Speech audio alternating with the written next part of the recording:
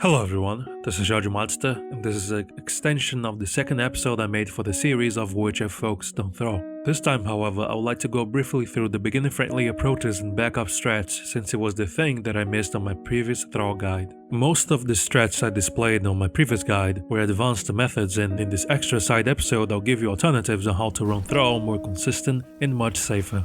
So the first advanced strat was to strike the Mandala with the seeds from below. For those who play the game knows that the intentional approach to destroy said Mandala is to climb on the pillar that holds it and let Thrall destroy it with his laser beams. The intentional approach, however, is too slow for a speedrun pace, but it could be a good alternative in case you don't want to waste the seeds trying to strike the Mandala up above. However, if aiming with the seeds in general consists to be a problem for you, I came up with a way that allows you to destroy the right hand armor, as well the Mandala up next. For this you will require to hook on the grabbable spots towards the hip area, preferably this one. And the pro tip I give you right off the bat is to trigger Thrall to do this attack, which will make the boss stand still so you could grapple and jump on the right hand more consistently. As you can notice, the armor is covering the right hand and Thrall will most likely raise his right arm to strike the player with the laser beams. That's when you should dodge roll facing the armor to avoid getting shot, as well as striking the armor. Thrall strikes the player 3 times, and in every attempt he raises his arm even higher. On the third strike you could glide your way to the Mandala and stay up the platform until the boss decides to strike the player once again. If you manage to land on it, the Mandala will be destroyed, but if you haven't, you still could proceed by staying behind the pillars and destroying every bit of armor in there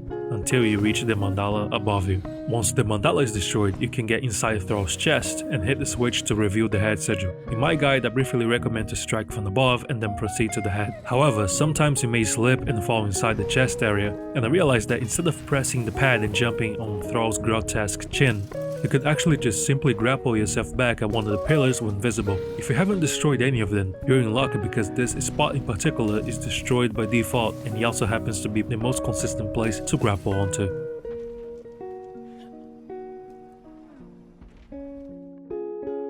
As for the head to shoulder launch, there are 2 ways of which you should do it on a safer way. The first one will be simply waiting for the head shake to cease so you could jump off from it and land on the left arm. Now for the second method will be falling off from the head as soon that you're done with the sigil over there and grapple to the right spot of the hip area and then jump at the left hand. Thrall will be busy on the head shake animation and his body will stay somewhat stationary. Now for the last and hardest technique, which will be the 1 cycle on the leg sigil, the only way that gives the player a lot of time, that will be glitching his AI.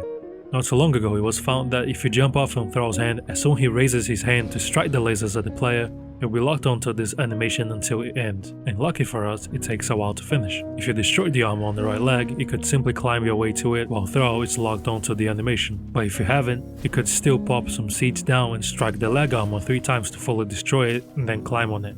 If said process takes longer than the animation lock, you could simply lock the boss again and again.